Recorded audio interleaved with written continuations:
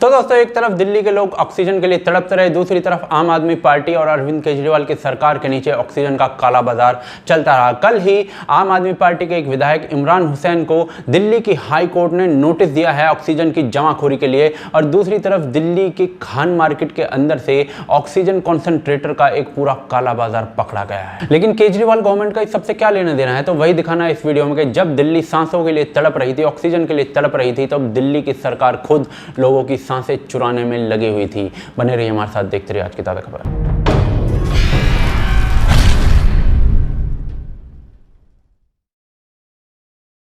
तो दोस्तों, कल दिल्ली हाई कोर्ट ने आम आदमी पार्टी के एमएलए इमरान हुसैन पर ऑक्सीजन की जमाखोरी का नोटिस डाल दिया है। दिल्ली सरकार ने इसके बाद कहा कि हम किसी को नहीं छोड़ेंगे। लेकिन कुछ ही घंटे पहले आम आदमी पार्टी के ऑफिशियल अकाउंट से रहमदिल जमाखोर इमरान हुसैन को ऑक्सीजन बांटते हुए दिखाया जा रहा था, ये कहते हुए कि मुफ्त ऑक्सीजन बांट रहा है केजरीवाल का एमएलए। अब आप लोग ये सोचेंगे कि भाई दिल्ली के हॉस्पिटल्स में तो ऑक्सीजन पहुंच नहीं रही है, वहां तो लोग ऑक्सीजन की कमी से मारे जा रहे हैं, ये एमएलए साहब के पास, इमरान हुसैन साहब के पास ऑक्सीजन फ्री में बांटने के लिए कहां से पहुंच रही है। और दूसरी तरफ इमरान हुसैन नहीं, ये देखिए जंगपुरा के आम आदमी पार्टी के एमएलए भी धकाधक ऑक्सीजन बांट रहे हैं। अब आम आदमी पार्टी के जो विधायक हैं वो पीछे से तो ऑक्सीजन छोड़ते नहीं होंगे, तो कहां से आ रही है जमाखोरी वाली ऑक्सीजन। यही नहीं, कल दिल्ली पुलिस ने एक रेड मारी दिल्ली के अंदर खान मार्केट में। वहां पर नवनीत कालरा नाम के एक व्यक्ति को 419 ऑक्सीजन कॉन्सेंट्रेटर्स के साथ जमाखोरी, कालाबाजारी करते हुए गिरफ्तार किया गया। 4 गुना रेट्स पर वो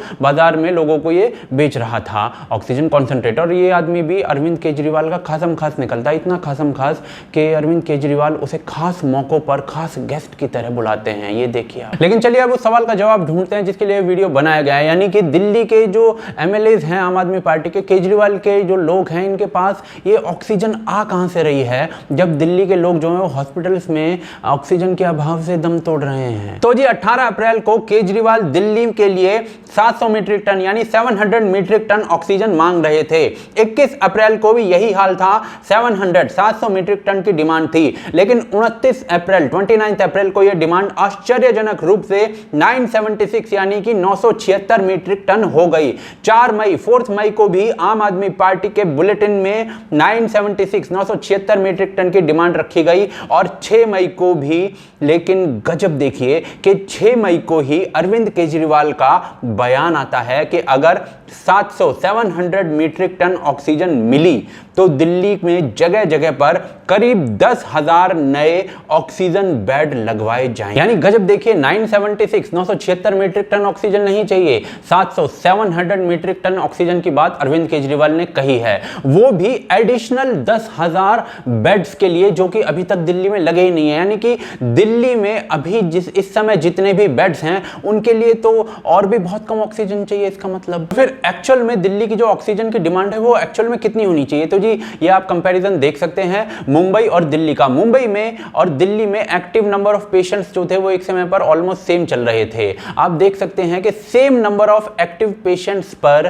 किस प्रकार से मुंबई करीब 250 मीट्रिक टन 250 मीट्रिक टन से नीचे ऑक्सीजन यूज कर रही थी। और ऑक्सीजन स्कार्सिटी की इतनी कोई शोर वहां से सुनने को हमें मिला नहीं है। दूसरी तरफ दिल्ली जो थी वो सेम नंबर ऑफ पेशेंट्स के लिए, same number of active patients के लिए वो 700 मीट्रिक टन की मांग कर रही थी, फिर करीब 976 मीट्रिक टन की मांग करने लगी। मुंबई में सेम पेशेंट्स जो हैं वो 250 मीट्रिक टन यूज कर रहे हैं, तो उनके फेफड़े क्या ज्यादा बड़े हैं। लेकिन ये तो एक्चुअल में कंपैरिजन हुआ। चलिए अब एक्चुअल जो फॉर्मूला है उसके हिसाब से दिल्ली को कितनी मिलनी चाहिए, और जिस फॉर्मूला के हिसाब से हर स्टेट को मिल रही है तो उस फॉर्मूले के हिसाब से दिल्ली को कितनी मिलनी चाहिए ऑक्सीजन। तो ये रिपोर्ट जरा देखिए, आपको पता चलेगा। दिल्ली में नॉन आईसीयू बेड्स हैं 16,272। रीना जी गलत हो तो सही कीजिएगा, 16,272। सेंटर के फॉर्मूले के हिसाब से 50% ऑफ दीज इनको ऑक्सीजन की जरूरत है, तो 50% हुए 8,136। ठीक, और सेंटर के फॉर्मूले के हिसाब से नॉन आईसीयू बेड्स को चाहिए 10 लीटर पर मिनट ऑक्सीजन। तो जब आप 8136 को मल्टीप्लाई करेंगे 10 से तो वो होगा 81,360 लीटर। अब 24 घंटे की कैलकुलेशन करेंगे तो 81,360 multiply by 60 multiply by 24, 60 minute और 24 घंटे, ये हो गया 11,71,58,400 लीटर। जब इसको कन्वर्ट करेंगे तो ये हो गया 152 मीट्रिक टन। रीना जी आपके सेंटर के फॉर्मूले के हिसाब से 152 metric ton non ICU beds, इसी तरह आईसीयू बेड्स हैं 5,866 केंद्र के हिसाब से, फॉर्मूला के हिसाब से 24 लीटर पर मिनट चाहिए। जब यहां आप कैलकुलेट करेंगे ऐसे ही तो वो जो पहुंचता है 263 मीट्रिक टन। तो आईसीयू नॉन आईसीयू को मिलाकर होता है रीना जी 415 मीट्रिक टन। ये केंद्र के फॉर्मूले के हिसाब से 415 मीट्रिक टन, यानी कि जितनी ऑक्सीजन की रिक्वायरमेंट है उससे कई गुना ज्यादा डिमांड की जा रही है, मांगी जा रही है अरविंद केजरीवाल की सरकार के द्वारा। पर क्यों?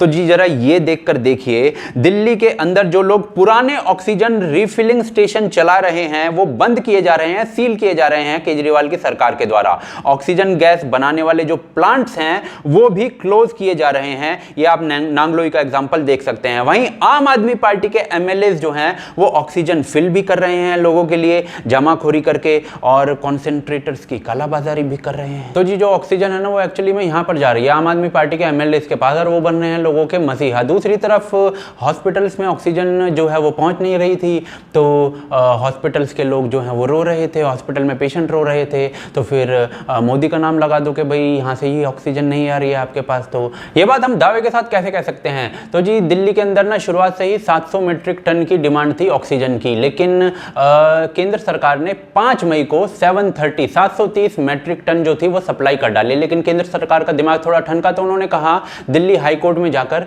कि हमें ना दिल्ली के अंदर जो ऑक्सीजन की सप्लाई की जा रही है उसका ऑडिट करना है कि ये ऑक्सीजन जा कहां रही है। और ये सुनते ही दिल्ली सरकार ने इस ऑडिट का विरोध कर डाला और कहा कि जी कोई ऑडिट नहीं होना चाहिए, और ऑडिट का विरोध कर डाला। उसके बाद केजरीवाल ने खुद आकर बयान दिया कि हमें 700 मीट्रिक टन यदि ऑक्सीजन मिल जाती है तो हम 10,000 और बेड्स जो हैं वो दिल्ली के अंदर लगवा देंगे। यानी कि मान लिया कि अभी जो बेड्स हैं उनके लिए ऑक्सीजन जो है वो कई गुना ज्यादा मांगी जा रही है। शुरुआत में सप्लाई जो थी वो 300 मीट्रिक टन थी, और 5 मई के करीब सप्लाई जो थी वो 730 मीट्रिक टन कर दी गई। आम आदमी पार्टी के एमएलए तब भी ऑक्सीजन बांट रहे थे। आम आदमी पार्टी के एमएलए जो हैं वो अब भी ऑक्सीजन जमाखोरी कर रहे हैं, सिलेंडर्स बांट रहे हैं। अभी तक जो ऑक्सीजन की सप्लाई हो रही थी उसकी कमी का रोना रोया जा रहा था अरविंद केजरीवाल के द्वारा, लेकिन जैसे ही ऑडिट बोला गया सेंट्रल गवर्नमेंट के द्वारा तो ये रोना बंद हो गया है। इतना ही नहीं, रेमडेसिविर इंजेक्शन जो है उसके 52,000 वाइल्स जो हैं वो सेंट्रल गवर्नमेंट ने दिल्ली सरकार के पास भेजे थे, लेकिन दिल्ली सरकार हाईकोर्ट में बोल रही है कि हमें तो सिर्फ 2500 हैं हमारे रिकॉर्ड में, तो बाकी 50,000 कहाँ गए आप जरा सोच के देखिए। वैसे दिल्ली के अंदर ना कालाबाजारी रेमडेसिविर की बहुत हुई है और प्रशासन ही उसी में लिप्त प्रतीत हो रहा है। 2020 के दिल्ली सरकार के बजट में 700 करोड़ रुपए आवंटित किए गए हैं नए हॉस्पिटल्स के लिए। अब 1 साल करीब होने वाला है, क्या एक भी हॉस्पिटल के लिए अभी तक टेंडर भी दिया गया है? हॉस्पिटल बनना बहुत दूर की बात है। वैसे 2015 से लेकर अभी तक क्या एक भी हॉस्पिटल बना है दिल्ली के अंदर? जुलाई 2020 से जब से पेंडेमिक बढ़ना चालू हुआ तब से लेकर अब तक एक भी वेंटिलेटर प्रोक्योर नहीं किया गया है। दूसरी तरफ ऑक्सीजन सिलेंडर्स या टैंक्स में भी कोई बड़ा एफर्ट नहीं किया गया है, और इसी वजह से ऑक्सीजन आवंटित होने के बावजूद भी सप्लाई नहीं करवा सके ये लोग। हाई कोर्ट ने भी दिल्ली सरकार को झाड़ा है कि सालो इंफ्रास्ट्रक्चर राज्य सरकार का काम है, तुम क्या कर रहे हो? 35 करोड़ रुपए सीएम रिलीफ फंड में इकट्ठे किए गए सर जी के द्वारा, लेकिन एक भी रुपया इसमें से नहीं खर्चा गया। क्यों सर जी, इनसे भी चुनाव लड़ेंगे क्या? हाँ, आईडीबीपी के बनाए हॉस्पिटल का क्रेडिट लेने जरूर खुद पहुंच गए। सेंटर फ्री में राशन दे रही है, उसका क्रेडिट लेने के लिए प्रेस कॉन्फ्रेंस जरूर कर डाली। डीआरडीओ के बनाए हॉस्पिटल का क्रेडिट लेने जरूर पहुंच गए। ये वही भाई साहब हैं जो 2020 में हर घर में ऑक्सीजन जो थे वो फ्री में पहुंचा रहे थे, लेकिन घर घर ऑक्सीजन पहुंचाने का जो वादा था वो पूरा भी किया गया। सेंटर द्वारा आवंटित जो ऑक्सीजन थी वो हर एमएलए के घर पहुंची और वहां से आगे बांटी गई, हॉस्पिटल पहुंचे चाहे ना पहुंचे, लेकिन केजरीवाल के एमएलए ने तो बांट दी वो, और केजरीवाल मसीहा बनेंगे उससे। हाई कोर्ट ने बोला कि भाई हेल्थ से रिलेटेड जो इंफ्रास्ट्रक्चर देना है वो तो स्टेट का काम है, तो अगर आपसे नहीं हो रहा तो हम सेंटर को बोल देते हैं। लेकिन केजरीवाल जी को लगा कि हम मीडिया के थ्रू मैनेज कर लेते हैं, तो 100 करोड़ रुपए की एक महीने के अंदर टीवी चैनल्स पर ऐड चली, तो टीवी चैनल्स भी चुप रहे। लेकिन हिंदुस्तान टाइम्स के कुछ रिपोर्टर्स ने आर्टिकल लिख दिया इनके खिलाफ, तो उन्हें अपने व्हाट्सएप ग्रुप से ही बाहर फेंक दिया। कोर्ट ने कहा कि भाई ब्लैक मार्केटिंग क्यों नहीं रोक पा रहे हैं? अरे भाई कैसे रोक लें जब खुद के एमएलए जमाखोरी कर रहे हैं और खुद के लोग ब्लैक मार्केटिंग कर रहे हैं। तो जी है रियलिटी, दिल्ली के शेयर की जो ऑक्सीजन थी वो दिल्ली के एमएलए के घरों से फ्री में बांटी गई है। केजरीवाल मसीहा बने हैं। दिल्ली के हॉस्पिटल्स में जो किल्लत मची है ऑक्सीजन की, और सांसें आप लोगों की और आपके परिवार की इस तरीके से रोकी गई हैं। ये है रियलिटी। अब आप इस मुद्दे के बारे में क्या कहना चाहते हैं आप हमें कमेंट्स के ज़रिए बता सकते हैं। साथ ही साथ यदि आप हमारे काम को पसंद करते हैं तो आप हमें सपोर्ट भी कर सकते हैं patreon.com और ज्वाइन बटन के थ्रू। उनके लिंक्स डिस्क्रिप्शन और पिन कमेंट के अंदर हैं। आपका सपोर्ट वांछनीय है, उससे चैनल जीवित रहता है। आप देख रहे हैं आज की ताज़ा खबर। जय हिंद, जय भारत।